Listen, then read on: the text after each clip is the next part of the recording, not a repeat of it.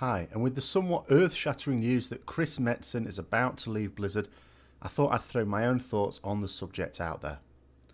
So, when the statement was released yesterday, from the point of view of uploading this video, I think it's fair to say that it came as a massive surprise to myself and probably almost everyone else. I delayed recording my thoughts on the issue because my initial response was one of suspicion.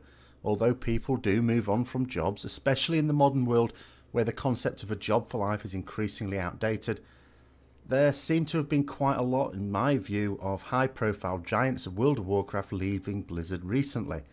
It's hardly been an exodus, but I did wonder if maybe there were major internal changes to the company that were causing this. And then when Mr. Metzen himself announced that he was leaving, especially when it wasn't to move on to something else, I really did begin to wonder.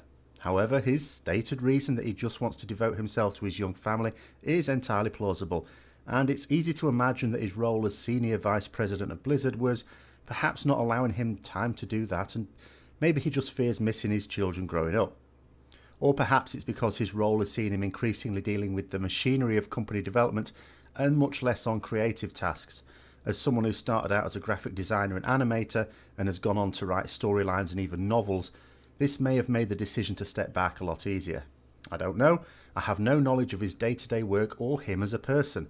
Perhaps marketing and dealing with internal squabbles isn't his thing. He certainly doesn't seem to be much of a social media user. When I started using Twitter pretty late to the party myself, Chris Metzen was one of the people I followed until I realised that he basically never tweeted anything. Now, I'm not someone who Blizzard watches in any sort of detail at all, so I'm not going to do a biography or anything like that because I know relatively little myself. In fact, so instrumental was he to the various Warcraft games, I thought for a very long time that he must have been one of the founders of Blizzard Entertainment itself. This was only reinforced when you consider he was also instrumental in the development of StarCraft and Diablo, and until the recent publication of Hearthstone, Heroes of the Storm and Overwatch, these were the other two games completing an all-conquering trilogy of Blizzard titles, which have gone on to really make Blizzard the global dominator it is today. But he never was a founder of the company, of course. He's just an employee, albeit one who got on board fairly early on and rose to meteoric heights. It was also probably easy to think of Chris Metzen as being an integral part of Blizzard because he was the very public face of the company. He has a natural stage presence which comes through fairly obviously at BlizzCon, whereas some of the other powerhouses of the company tend to fade into the background more. In fact, I would think it very strange indeed if he is not a guest of honour at this year's BlizzCon so that people can give him a proper send-off. He didn't just make his impact known at BlizzCons through the years, although that seems to have happened less recently, I'm not sure if I'm right on that, but he also fronted the various forays into the film series where World of Warcraft themed bikes were made, and more recently the production of famous Warcraft weapons. He also seemed to be the main Blizzard liaison for the Warcraft movie, even getting a small cameo as a merchant. Many Warcraft players will associate him most strongly with the voice of Thrall, although he has voice acted a number of characters, most of whom seem to have been killed off now. It's Thrall that he seems most fond of. Indeed, some people think that Green Jesus may well have been killed off himself by now, but for Metzen's strong association with the character. So he keeps coming back for bits parts instead.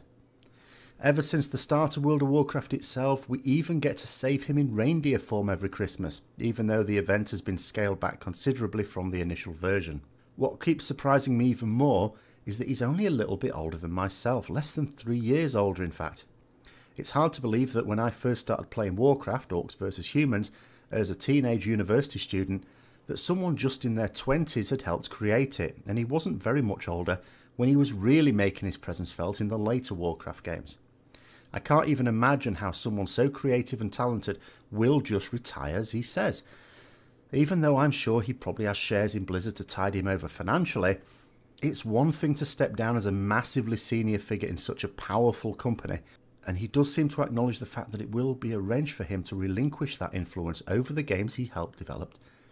But to not even go on and do something else, even if it were just on a smaller scale to fit around his family, is surely a step too far. I'm not at all sure he'll be able to do that. Maybe he will write some more graphic novels to keep his creative side happy. I don't know. But whatever he does, it should not be forgotten what he has done at Blizzard for the past 2 and a bit decades. It's hard to know exactly who contributed what when looking in from the outside, but I have no doubt that neither Blizzard nor Warcraft will be what it is today without him, and I'll say again, They absolutely need to do something special at BlizzCon to honour that contribution.